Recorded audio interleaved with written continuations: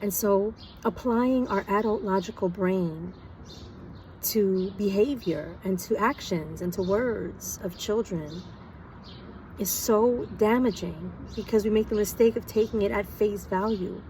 Most of the time when kids are being difficult and aggressive or hard to handle or obnoxious, they're seeking to communicate something to you. Most often they need love and attention. They need to feel supported and validated. And once they are, all that angst will pass. It will inevitably pass. But we have to let it. We have to be the adults that understand that they don't yet understand or know how to communicate. And so they're looking to us to give them that skill. So I just finished a birthday brunch with some fabulous ladies, and most of us there have kids. And we inevitably got onto the subject of parenting, which tends to happen. At one point, I probably got just very passionate about mistakes so many adults make with applying adult logic and adult thinking to interactions with children. And I'm passionate about it because across the board, I don't think we understand how much damage it does, right?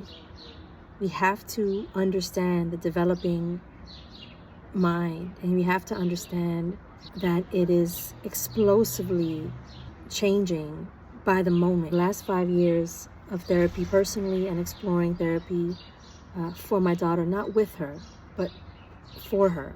The only way that we can parent successfully, and what that means is raising healthy, happy, balanced, authentic humans, because they're adults for much longer than their kids. So we're not raising children here, we're raising adults and people that are going to go out into the world and face the world with all too often doubt and fear and uncertainty because they don't even know who they are themselves. And why?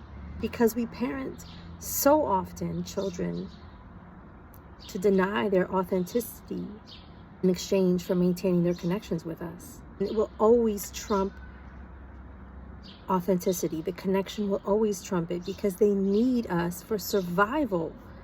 It's instinctual, and if you make them choose, they will always do what they need to do in order to maintain the most positive connection that they can with us. And so applying our adult logical brain to behavior and to actions and to words of children is so damaging because we make the mistake of taking it at face value. Most of the time when kids are being difficult and aggressive or hard to handle or obnoxious, they're seeking to communicate something to you. Most often they need love and attention. They need to feel supported and validated. And once they are, all that angst will pass. It will inevitably pass. But we have to let it. We have to be the adults that understand that they don't yet understand or know how to communicate. And so they're looking to us to give them that skill. All too often is we get mad and we get angry and we fault them for their bad behavior, we fault them for their bad actions when they're not bad at all. They just are. And they're the only way that these children know how to communicate. And we're belittling them, disciplining them, or hurting them because they're using the only tools that they have at their disposal.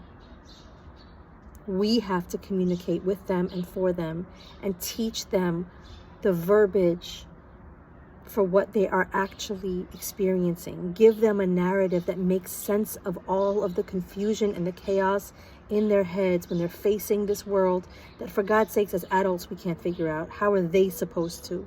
Don't fault them for it. Love them for it. Love them through it.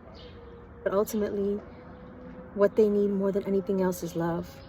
And what unconditional love looks like to kids is that we don't push them away and we don't hurt them verbally or physically or emotionally because they sometimes might express themselves in ways that we can't really handle. And because we can't handle it, we cut off that love stream and that love supply. Even if we think it's temporary, going to your room or a time out to them it feels like an eternity, and we are damaging them. So if I could say anything, please, to all the parents out there, it's just love. Love and acceptance. It doesn't mean that you can't tell them that what they've done isn't really appropriate, but you need to do it when they're soft and calm and regulated. They're not going to listen when they're out of control. They're not going to listen. They won't hear anything you say, and they will react out of fear or anger or dysregulation. Nothing gets through. Not only have you wasted your time and your energy, but you've lost any hope of communicating with them. So it's all love. Sit there with them through the madness. Let it pass. Make sure they don't hurt themselves or anybody else or you. And you be there to love them the second they are ready. And then when they're soft and they're calm, you can explain what could have gone a little bit differently.